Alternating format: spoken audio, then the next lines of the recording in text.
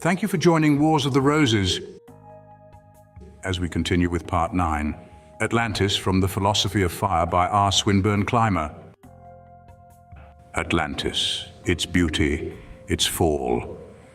On that portion of the maps of the Earth's surface, named the Western Hemisphere, can be found an immense island-studded sea and an almost landlocked gulf. Into this gulf stretches a nearly perfect parallelogram, the peninsula of Yucatan. So long ago that history fades into the hoary mists of tradition, the Gulf was an inland lake, where the islands now show themselves amid the blue waters. A continent sunned itself in the light of blazing days. This continent was peopled by the Aryan race. Its latitude teemed with all needed conditions to make exotic life most desirable, whether such life was on the animal or the vegetable plane. The population increased and multiplied until the whole broad land became one vast city. Temples and palaces, works of skill and art abounded everywhere. These did not there represent the slow toil of human sweat and agony, of brute force tyrannized into sulky compliance. Brilliant in design and bold in execution, they were the manifestation of soul power over elemental force.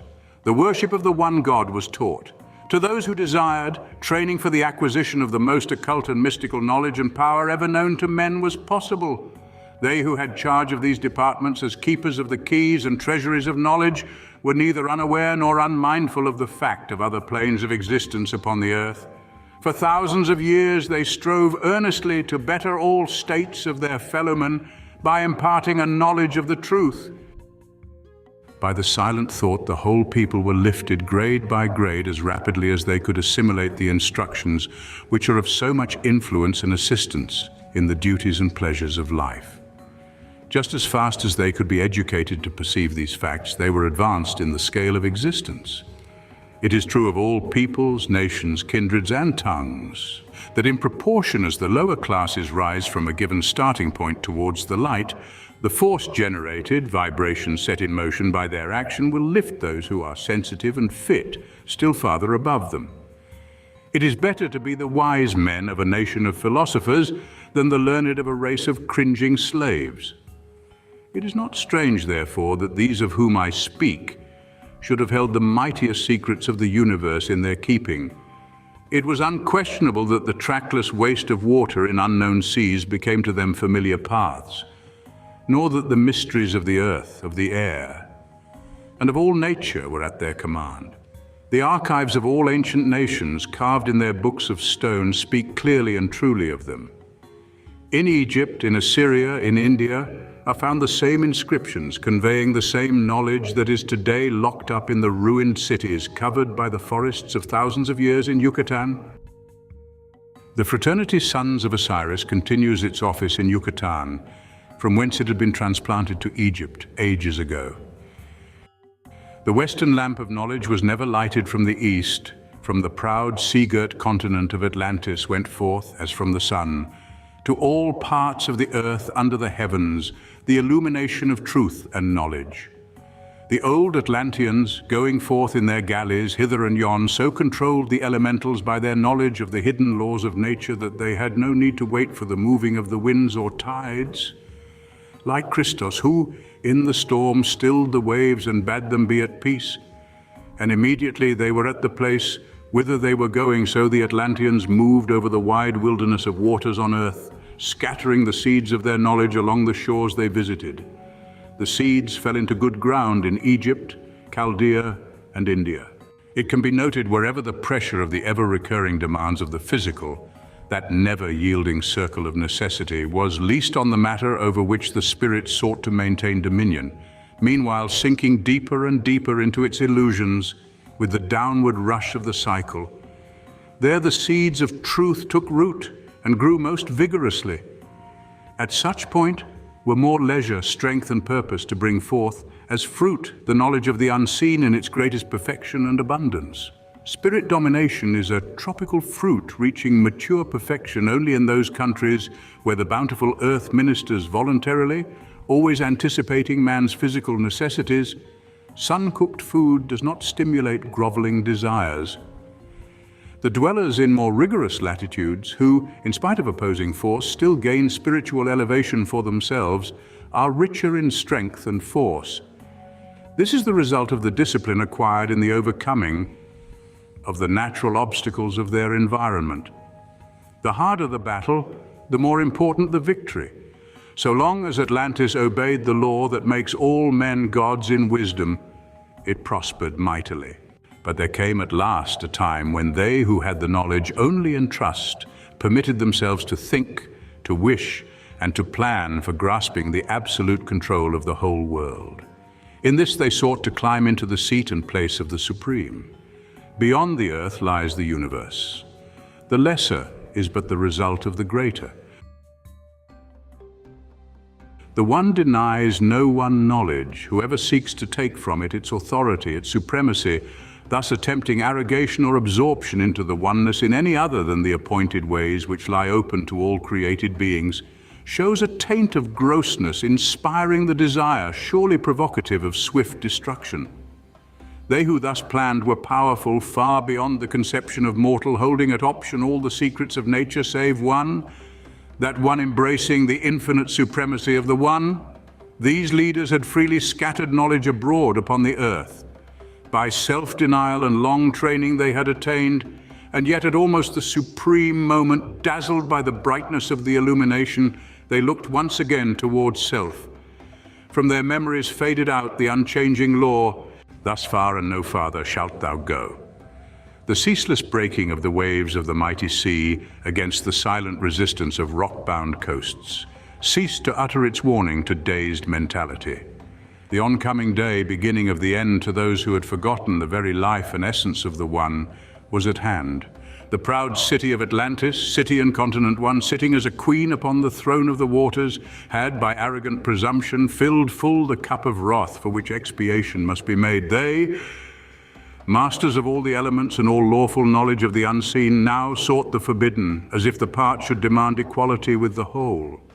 Step by step, they had reached the veil separating them from the whiteness of the immediate presence, and now, as the last fatal step, they had determined by the exercise of their most potent skill to rend the veil and to come unheralded and unsummoned before the fact of it, whom no man hath seen at any time. Carefully were their preparations made, most accurately were the sacred computations wrought out to decide the auspicious hour. Panoplied with the consciousness of previous achievement, their call to the embattled hosts of the universe rang out along the astral currents. Confidently, the word of power was spoken in all the pride of human will. The expected accomplishment did not follow. To their amazed horror, they discerned a new vibration, a resultant of creative thought in its own defense. To this, they had no key. And first bewildered, then terrified, they perceived that the immense force by their own act had destroyed the accurate balance and adjustment of nature's laws. Utterly without resource, they waited for the outcome, thus knowing the inner behold the outer. The sun rises in its eastern splendor. The mighty millions who dwell in palaces and temples, in luxury or frugality, dream not of nor can they understand the word of the Omnipotent, already spoken and gone forth whereunto it was sent. They awake to their life of ease and pleasure with the self-assurance that the thing existing hitherto will still continue to be. In their hearts they say, have we not compelling power and force, sufficient for the day is the evil thereof?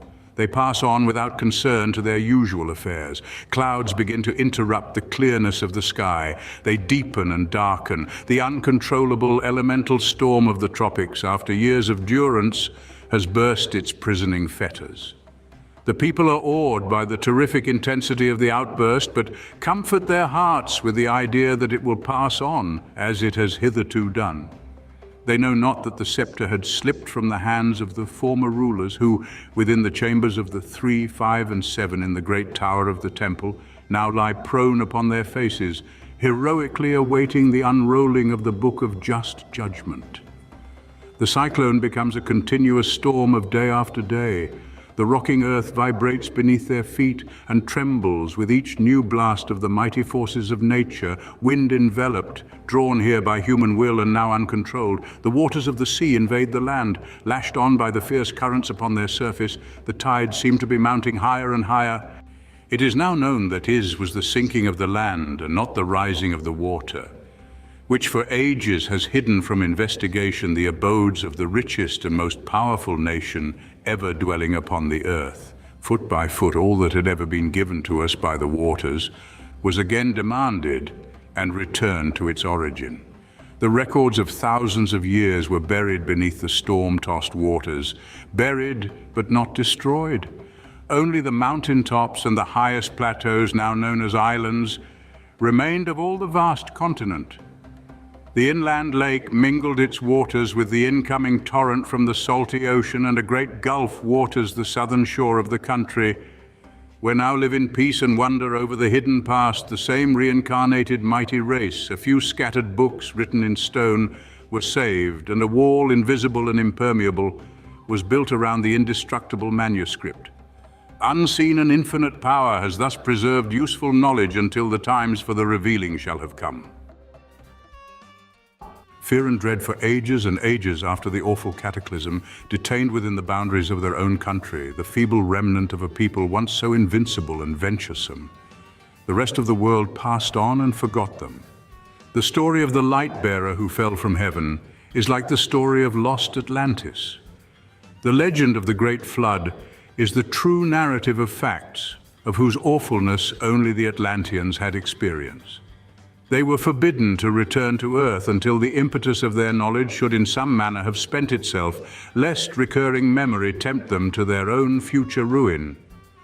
Thanks to the ruler of men, they are again to be permitted to pass out of the valley of the shadow into the possibility of new experience, life and knowledge.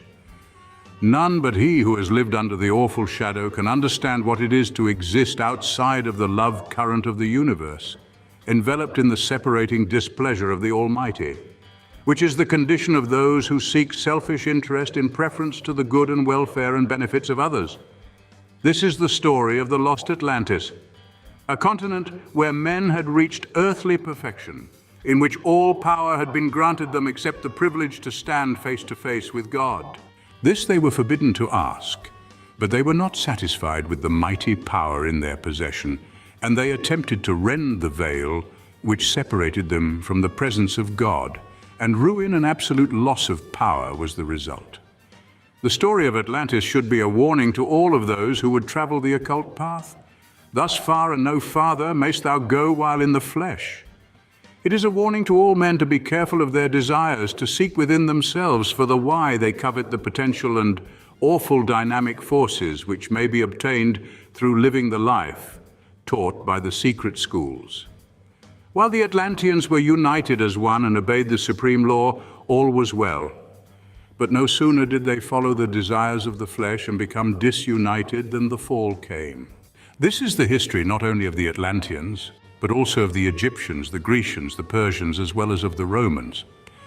In our present incarnation, we study to recall the ancient teachings and methods of use in our unfolding, knowing that we gathered from out the golden age the one word, one principle, one truth, which will last as long as eternity.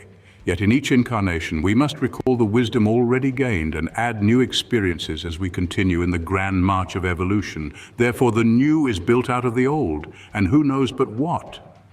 We shall find some things that will prove the part we played in the drama of life on the stage where the light first appeared in Atlantis, and where it disappeared to reappear in Egypt, flourishing for a time, but finally disappearing in India, leaving that great nation and its people in darkness. Who knows, but in turning to the great past, studying the ancient people and religions, we may regain some forgotten knowledge, giving us the power to reach the place God intended when the Word became flesh. There is but little revealed concerning the art of Atlantis. A great deal can be said of the arts of ancient Egypt. Indian history tells us that the degree of excellence attained by that grand nation was of the most exalted kind. Art, as well as nations, plays a part in the history of progress, and we might say in many respects of the human mind. For the mode of expression is at all times a type or symbol of the tone or feeling which suggests it. In this, the past is linked with the present. Many consider all efforts in art or life a sort of influence toward the perfect ideal. Therefore, the genius displayed in those days exhibits results more beautiful and perfect than that which came after that era. All nations have their arts, sciences, and religions. They display magnificent temples and palaces where the multitude can gather, giving offerings of physical as well as spiritual nature to the deity. The arts of the ancients were controlled by or dependent upon their respective religions, and flourished more or less according to the liberty allowed the artist and the state of respect in which he was held by his fellow man. Little can be traced concerning the arts and sciences of Atlantis, therefore allow me to quote something that has been revealed. Our own race, the Aryan, has naturally achieved far greater results in almost every direction than the Atlantians. Where they failed to reach our level, the records of what they did accomplish are of interest as representing the high water mark their tide of civilization reached. On the other hand, the character of the scientific achievements in which they did outstrip us are of so dazzling a nature that we are bewildered by such unequal development. The arts and sciences as practiced by the first two races were of course crude in a degree. The history of the Atlantians, as of the Aryan race, was interspersed with periods of progress and decay. Eras of culture were lost in lawlessness, during which their artistic and scientific development was lost, being succeeded by civilization reaching to still higher levels. Architecture, sculpture, painting, and music were all cultivated in Atlantis. From what has been gathered from nations in the near past in regard to the development of music, we cannot expect that the Atlanteans reached any degree of perfection. Their instruments undoubtedly were of the most primitive type, the music at the best crude. One thing is certain, the Atlanteans were fond of color, and brilliant hues decorated both inside and outside of their buildings, but painting as we know it today as a fine art could hardly have been established. As time brought forth development of a love for studying nature and depicting her beauties upon paper or whatever material they used, drawing and painting must have formed a part of their school studies. Sculpture, on the other hand, was most certainly taught extensively and widely practiced. It attained great excellence, becoming in a religious way the custom for the rich to place in some of the temples an image of themselves. These were usually carved in wood or a black stone. The wealthiest had their statues cast in one of the precious metals, gold, silver, or orichalcum. This metal was made from a yellow copper ore. Its luster is pearly, its color pale green, sometimes azure. Architecture was naturally widely practiced, as manifesting their respect and devotion to their religious beliefs, if we were to judge, believing as we do, that the Atlanteans, in fleeing from their disappearing country, found a resting place in Egypt. The Atlanteans built massive structures of gigantic proportions, the ruins of some of their temples and pyramids, wherein it is clearly indicated that the fire philosophy was the base of their religion, still remain in Yucatan, where a few of the masters or initiates of the old order still remain. Their temples were beyond description. Some of the buildings in the last World's Fair in Chicago were built from some remaining memory in the minds of the architects. The future still holds the reproduction of the other great temples.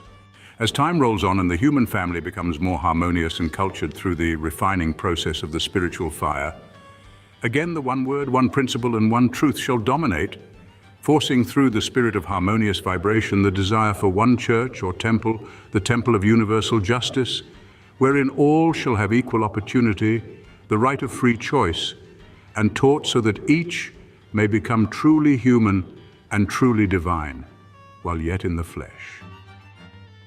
Thank you for watching, and please don't forget to share, like, subscribe, and comment, and if you can, please consider donating to Wars of the Roses. Links to PayPal and Patreon are in the description. Thank you so very much.